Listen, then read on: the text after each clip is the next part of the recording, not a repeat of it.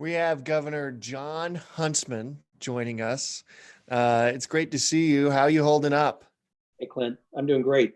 I'm with family more than I've ever been in my entire life, and I love it. I'm deepening and strengthening relationships that are far beyond anything I thought would be possible. So, if we get through the wreckage of the coronavirus and we find that our mental health is still held intact, that our economy is still weathering the storm, and that our families are stronger, I call that a victory. I was just talking to Abby, your daughter, and she introduced me to two of your grandkids. She says, all this time you spent away in Russia and China, you're making up for it right now, my friend. I'm more than making up for it. They don't pay me enough to babysit, but I have to babysit nonetheless. And I've got 7 grandkids sitting here at home and a whole bunch of our kids, and it's kind of crazy. Well, good I, for you. There's one benefit to all this. It's that we get to be around our family more. yeah, Although, I'm sure you agree, it'd be awesome if this wasn't happening at all. This is yeah, this is this is quite the circumstance we're under. I want that's to it. ask you a few questions here. The first is, how would you grade the state's response so far? How do you think we're doing in Utah? Well, this isn't the time to be critical. This isn't the time to grade anybody, other than to say we all try to do our best, and nobody would want to fail at a time like this. But the grades will be handed out in time. I would like to see us a little more aggressive on our state's response to the business side, because I worry very, very much about our economy being in free fall. Businesses don't have customers right now. Businesses don't have a choice. They're having to cut back and lay off and furlough. And the more that is done, the harder it's going to be to bring folks back and to restore business as usual. So, what is it that we can do to forestall people being let go? I think that has to be our primary obsession. And I just haven't heard a lot of concrete plans that get fresh capital, which is oxygen during this critical moment, like to people who need it yesterday, not tomorrow or next week. The federal government's going to come out with, a couple of $1 trillion, and some of that will be part of an SBA loan package, which is good. But let's remember the federal government is big and bureaucratic, and these things never are easy and they're never fast, even though that's the intent. So I'd like to see the state as the first responder. So is there a role for the state to play as a first responder here? And the answer is absolutely there is.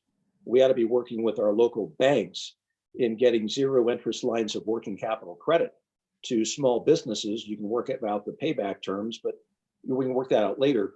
But when our financial institutions are getting a zero cost of capital because of the Fed window, they're getting free money for the most part. It's just our financial moment in history. They in turn ought to be able to give that to businesses, to give them a lifeline, if nothing else, to give them some confidence to keep people on the payroll and not let them go, because that then adds to uh, the issues that may be compounded by mental health, the despair, the single mom, the single dad in the restaurant business who has nowhere else to turn. I mean, this can be a very harrowing moment, and I'm sure it is for a whole lot of people. So that's one idea. A second is, we have $1 billion in the rainy day fund. I'd like to see 300 million taken out and extended before the federal money arrives, because that's going to be a while. And the application process, while they say it's going to be immediate, I've been around these situations before, is not going to happen quickly. And I'd like to see $300 million taken out of our rainy day fund and put toward ensuring the health and well-being of our small business community. I think that can be done like yesterday. I'd also like to see an organization on the ground, whether it's GoEd or something else, that can prepare for the onslaught of federal money that is going to come. And usually what happens in these situations is the right hand doesn't know what the left hand is doing, and small businesses who don't know how to navigate federal government grant applications are going to want some help. And we need to be prepared before the money arrives to help small business, to organize ourselves, and to make sure that we are a clarifying filter, if you will, to help small business so that we can take out some of the uncertainty involved in expediting the rescue money. So, and that doesn't even get into what we can do creatively with the sales tax, with the TRT tax, the travel tourism tax that helps a lot of our rural communities. A lot of it they have to give back to the state. Let's cut them some slack and allow them to keep it for 6 months. Let's do something with the payroll tax, which may not be a big thing, but it means a lot to the individual workers because it is a percentage. So there's a lot that we can do. I put a lot of this stuff out 2 weeks ago in an op-ed that I wrote, and there's another one out today. It'll be in the op-ed will be in the Deseret News Sunday that really gets at the heart and soul of the state as the first responder. And so without criticizing anybody, I'm just putting forward my own ideas, saying here's what I think. Right, Governor, I want to ask you that the state put out an economic plan this week. I believe they called it the economic response plan. There's kind of two task forces currently in the state. There's the coronavirus task force, which is being head up by Lieutenant Governor Spencer Cox. And then there's this economic response task force, which is being head up by Derek Miller, who is the CEO and chairman of the Salt Lake Chamber. Have you had a chance to look at that plan? And what are you? I'd love. I'm not. What do we care about the politics and blame and who's right, who's wrong at this point? I think we're all one Utah, right? I love that Right. hashtag that's going Right. around right now. But I'd Right. love to get a sense from you on what you think of that economic plan. Does it go far enough? And what we should be doing. And again, I'm not asking you to criticize anyone, of course. I just want to make sure that we're making the right decisions as a state. Yep. And that's all we want to do. And that's the spirit in which I'm putting forward these ideas of my own. I don't have a task force. I've got some experience, having been governor before, and having seen some pretty difficult times, both in private sector and in the public sector. And so I'm just drawing from some of that experience.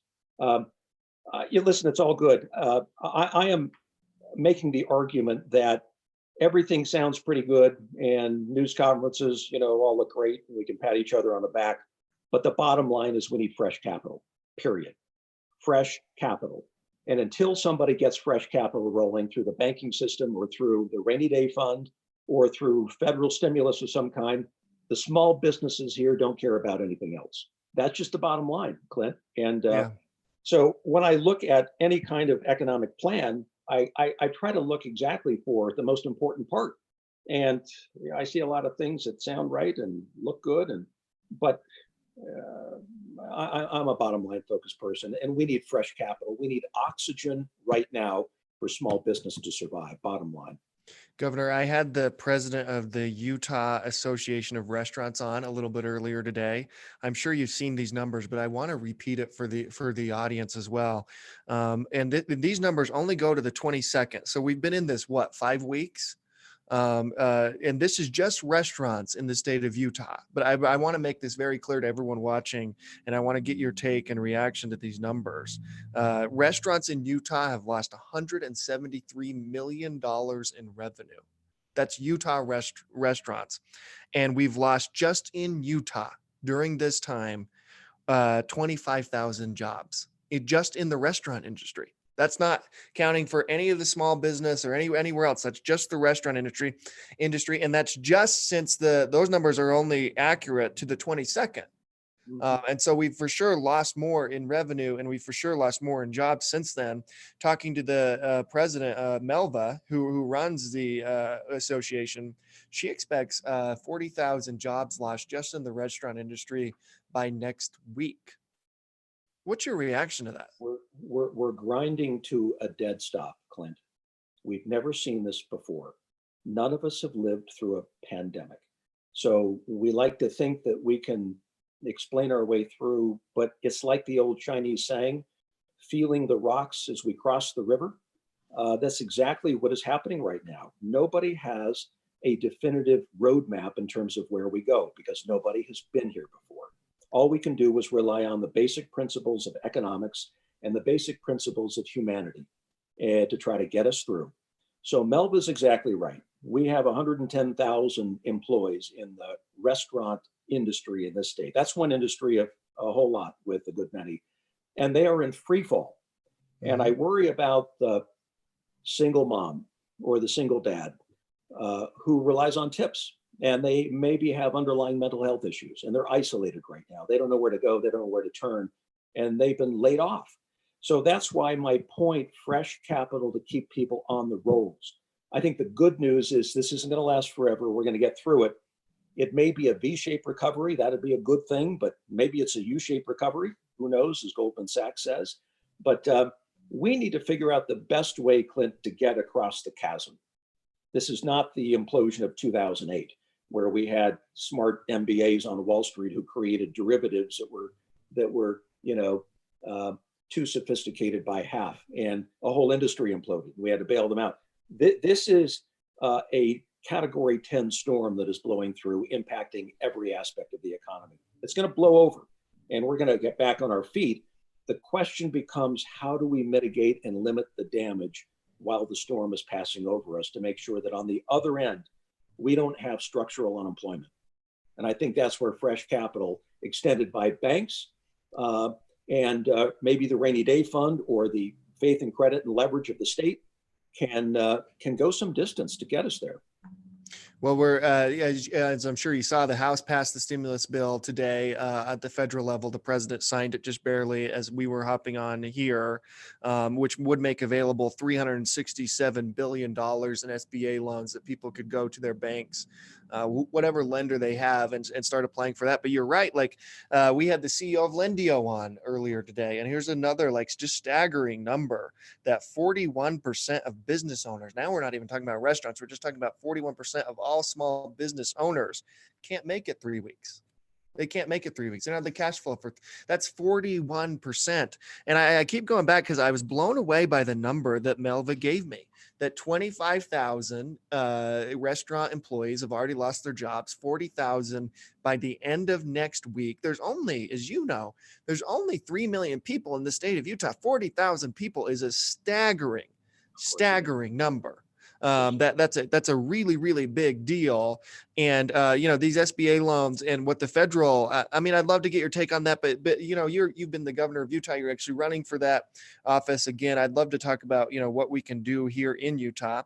So we've got the economic crisis, right? Which is, you've starkly laid out, and these numbers are pointing to, real serious problems going on in the economy right now. And then you've got, we're still in the middle of COVID-19 and this medical crisis, and the governor and the lieutenant governor and state officials are being asked to issue a stay-at-home order or a shelter-in-place order to contain the virus so it doesn't spread any further. What are your thoughts on that? Well, we have to balance both. We don't have a workforce or an economy if we don't have healthy people. And we don't have a healthcare system, most importantly, unless we have, or we don't have an economy unless we have a healthcare system. So we have to make sure that we do an adequate job pragmatically, balancing both. It isn't one or the other. And as soon as we have a contagion spread rate, the velocity of spread, which might be 3 infected for every 1 infected, once we get that down to 1 for 1, where we have at least tapering off of the curve, whatever the language is they're using, then I think we can kind of go back to business as usual. But in the meantime, I'd like to see as many businesses stay open as we possibly can have. We all get the social distancing and the CDC guidelines. I mean, it's preached every day. We turn on television, radio, or on the internet. And so that's all drilled into us. Meanwhile, I'd like to see as many businesses. You take the restaurant industry, for example. That should be considered an essential business, an essential industry in the state.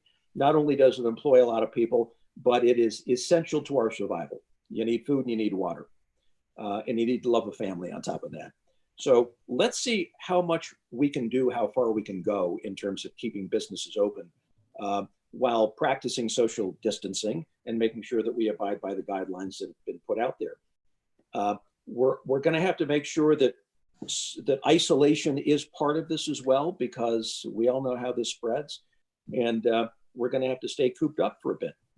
And when we're out, we just have to abide by the proper guidelines. I think we can manage both. We're a pragmatic state. We're a bunch of problem solvers in the state of Utah, and I think we can manage both pretty adroitly. Unlike cities like New York, where everyone's on top of each other, you have very little run room. You've got cities of 12 to 15 million people. we should be able to manage our way through this and even create some best practice models for other states to look to. You've brought up two really interesting things, and you've laid it out, like you said, you laid it out in an op-ed 3 weeks ago, and there's another one dropping here. But you talked about this rainy day fund. We had President Adams, president of the Utah Senate, on, I believe, on a town hall we did on Wednesday. I don't know, all the days blur together, Governor. Mhm. Yeah, and we talked about this rainy day fund, and I think it seems so far the state seems a little bit resistant to tapping into that rainy day fund. But you were a big contributor during your tenure to that rainy day fund. And I also want to talk to you about GoEd, which you also created. If we can't tap into the rainy day fund now, when can we? Well, if it ain't raining outside, I don't know when it is. This is the ultimate emergency when you have both a national emergency. When was the last time, Clint, that we had a national emergency Right. and a state emergency? When was the last time we had a pandemic? Nobody is alive today who remembers the last pandemic, whether it was 1918, the last major pandemic. And we were also sending our young men and fathers off to war, after World War I at that point in time. So we had another external emergency that exacerbated the pandemic that swept the world. So this is a rainy day. Is what the rainy day fund is built for. But more than that, as part of the federal package, some of the statistics you cited just a moment ago, Clint, states are going to be getting a minimum of $1.2 billion. $1.2 billion will go to the smallest population state, and we'll work up from there.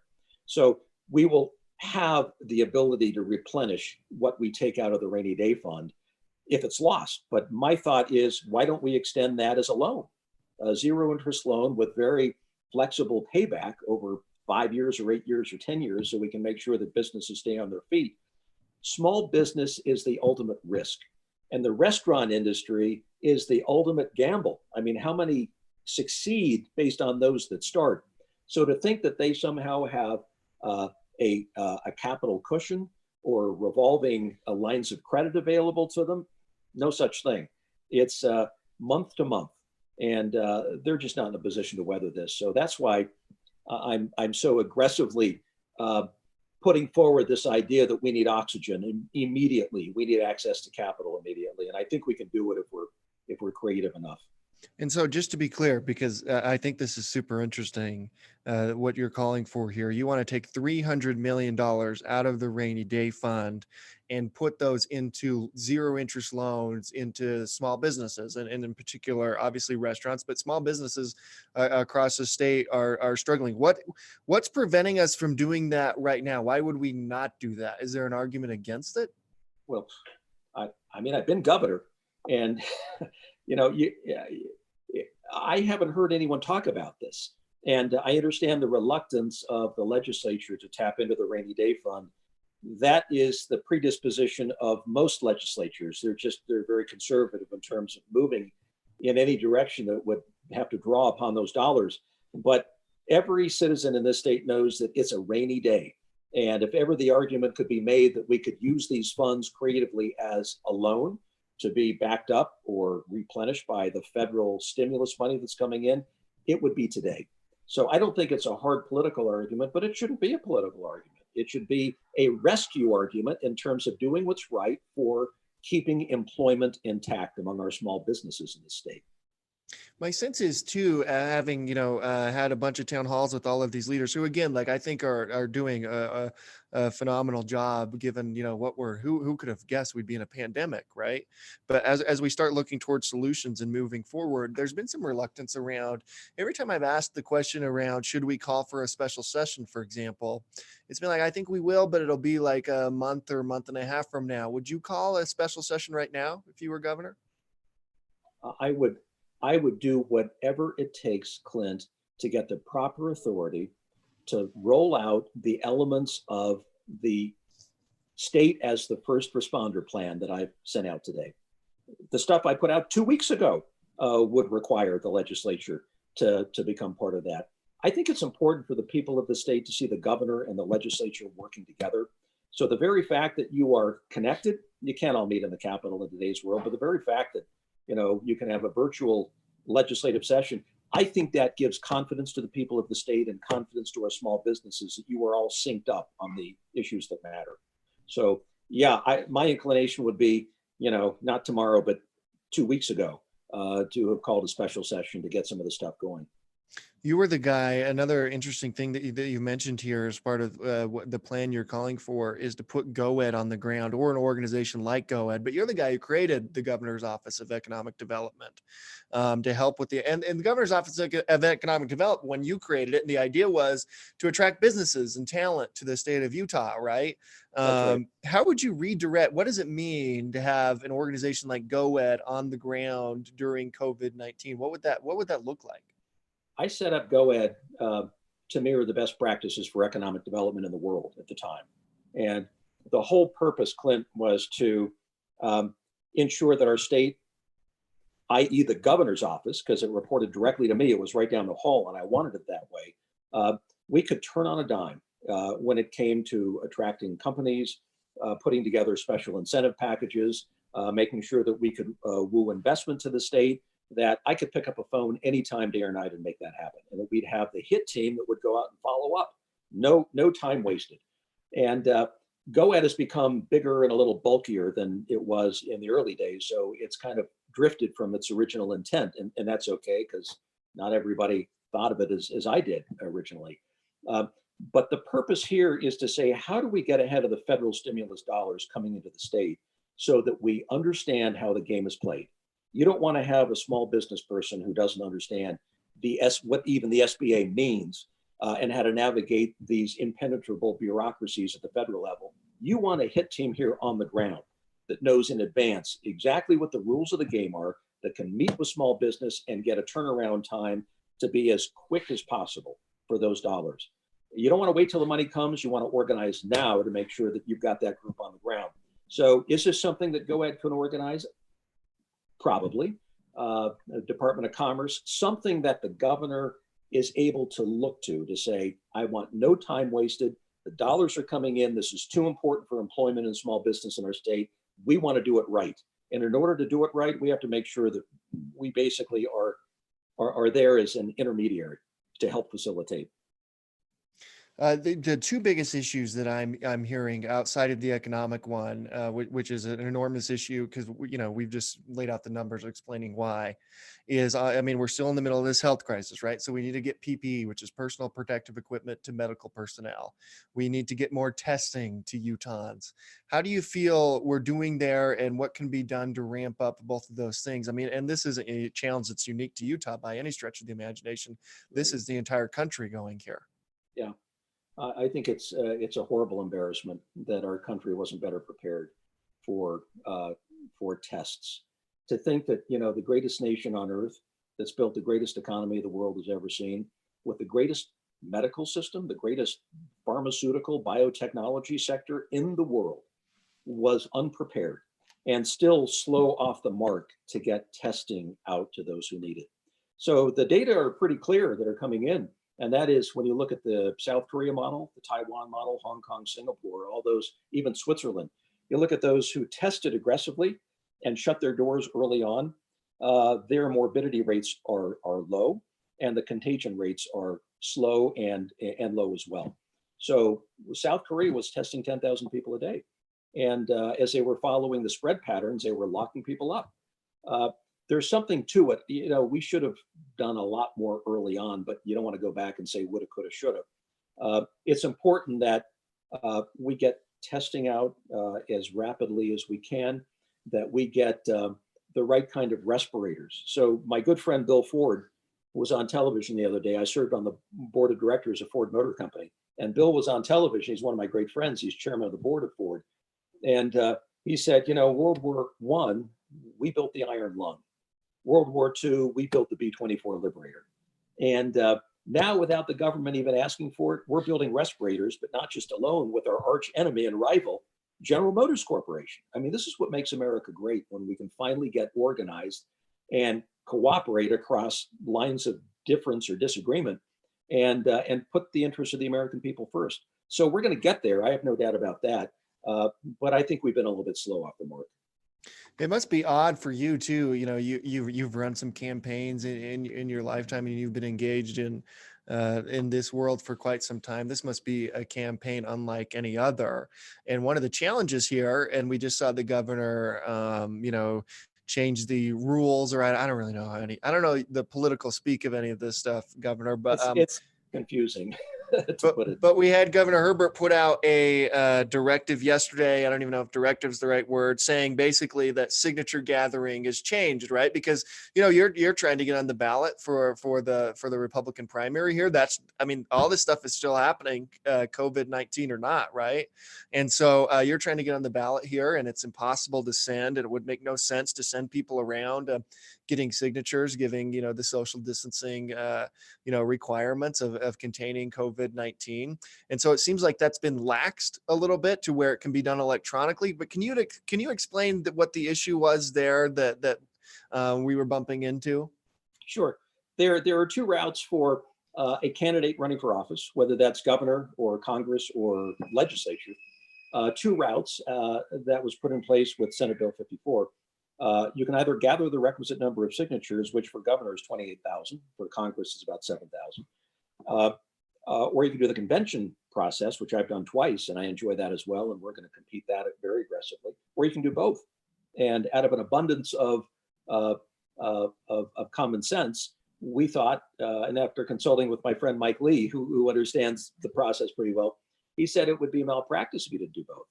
So we, along with most of the candidates, have chosen both paths, and that means you're given a certain time horizon by which you have to get 28,000 signatures, which, Clint, I have to say is absolutely ludicrous. I mean, the fact that we have to gather so many signatures for a state this size is ridiculous.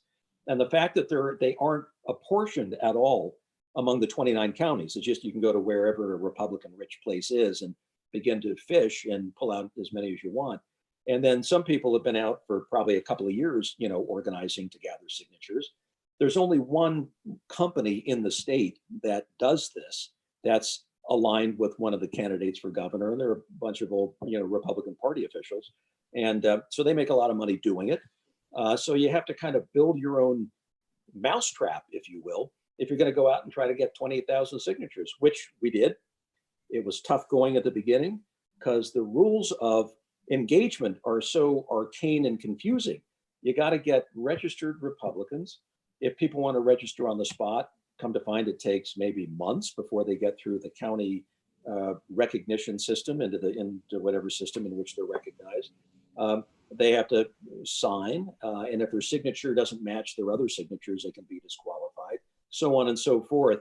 So it's a crazy system, and so you learn as you go, and we learned as we proceeded, and we were really picking up our pace. We turned in 40,000 signatures, by the way, Clint, and we have I don't know, an astonishingly high level of signatures that have been disqualified. It's What does that mean? How does that work? well, What is a the disqualified signature? the Office of Elections, the Lieutenant Governor's office, basically goes through all the signatures, and they look to see which match the appropriate criteria, and if they don't, they disqualify them. So you have an acceptance rate for some that is high, an acceptance rate for others that would be lower. We have been on the lower side, but we're picking up the pace. And so then COVID-19 hits, and it makes it virtually impossible to go door to door and to collect signatures, as not just our campaign, but a whole lot of other campaigns were doing. And that's when states around the country started changing the rules of engagement. New York lowered the threshold for the number of signatures to 30%, which would make a whole lot of sense. Arizona went to electronic signatures, and states started making changes to amend for the force majeure, this unforeseen Category 10 storm that is now upon us. And the governor just decided yesterday that he would allow some flexibility in terms of I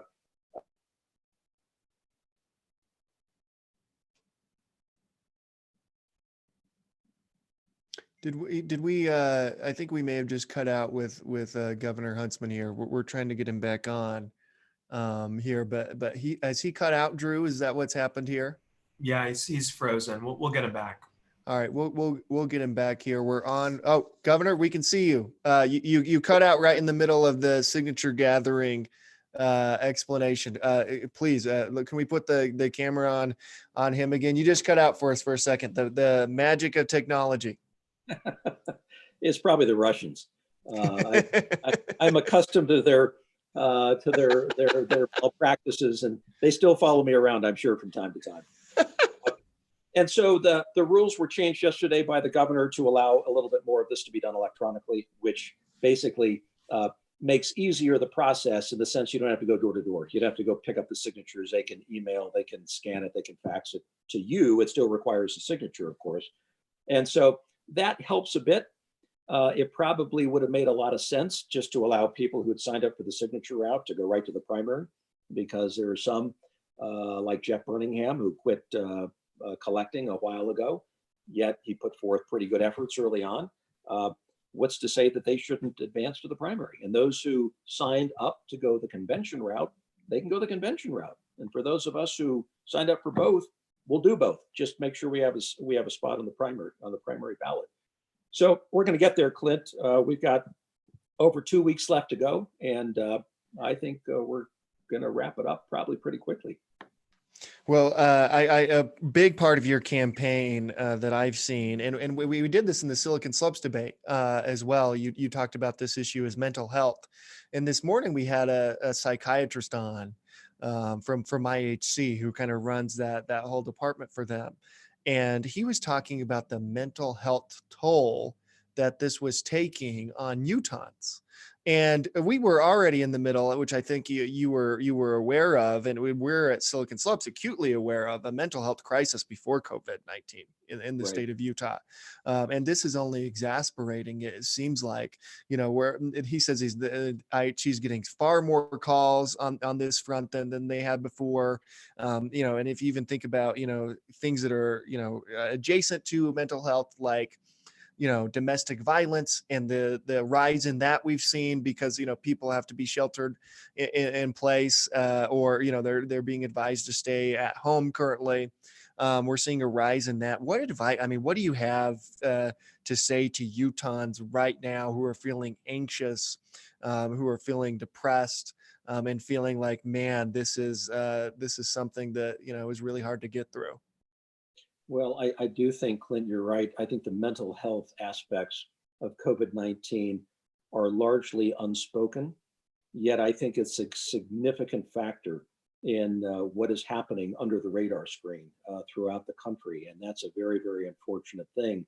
Um, whether child abuse cases going up, whether domestic violence cases going up, and we're just at the beginning end of the beginning of this curve. Um, we have to employ a little more patience and love. We're all under the same roof. We have to realize that every aspect of life has changed and probably will change even when the dust settles, just like post 9/11, post financial crisis, or for my grandparents after the Depression and after World War II. There were just aspects of life that were changed pretty significantly. And I think this will leave some aspects of life that will probably change and look a lot different as we go forward. But we have no choice other than to deploy patience, long suffering, and a little bit more love. Uh, it's important for people to remember that there's a chasm that we have to cross here. It's 4 months, 5 months, 6 months. We're going to get there. We're going to get to the other side. This is not the zombie apocalypse. This is a pandemic. And even for those who get it, it isn't the end of the world. So let's try to put it in proper perspective, live our lives accordingly, and under the same roof, love each other a little bit more. I think we can probably learn some really important lessons of humanity and civility and charity. These are all the fundamental building blocks of any faith, and we ought to be practicing them at home, regardless of what one's faith background is, because that's all we that's all we have to rely on at this point. I had my birthday just yesterday, and so it was not a birthday. It was even better than anything that I've experienced, because my kids brought forth the simplest of gifts. A love, a hug, a note, um, a video one of them made. And I thought, this is so much better than opening up presents or doing it the traditional way or some big meal. And I just cooked for people. And that was it. You know, we sat around the chopping block and just grabbed food that I was cooking. And I thought, you know, this is humanity. When everything comes unglued, you just have one another. And it then becomes up to us to hold that human bond, that chain of relationships together, such that we can keep civilization alive. Governor, let's end on that positive note. I'm sure we'll have you on again soon as this thing progresses. Good luck and everything. Good luck in the campaign. It's great to see you, my friend, and happy belated birthday. Thank you, Clint. You're a great man for doing this. Keep up the good work and keep smiling. Thank you, my friend. See ya.